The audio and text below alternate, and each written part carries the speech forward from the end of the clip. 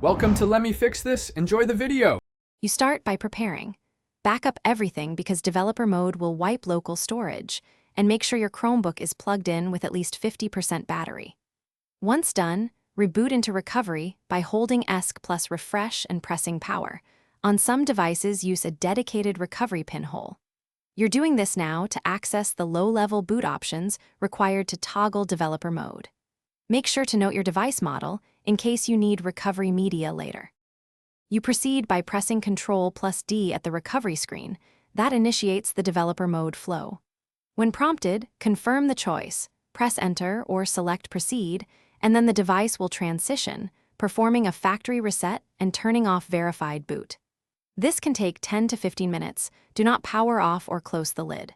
You're enabling shell access and debugging features, which is why Chrome OS removes the user profile and reset system flags as part of the process. You finish by signing back in and restoring your data from Google Drive or your backup. Make sure sync is on to recover bookmarks and extensions. Once booted, press Ctrl+Alt+T to open Crash, type shell to get a command line, and use sudo for advanced tasks. This is why you enabled developer mode. If something goes wrong or the device is stuck in recovery, create a recovery USB for your exact model or perform a power wash to start fresh. Thanks for watching. If you found this helpful, don't forget to like and subscribe.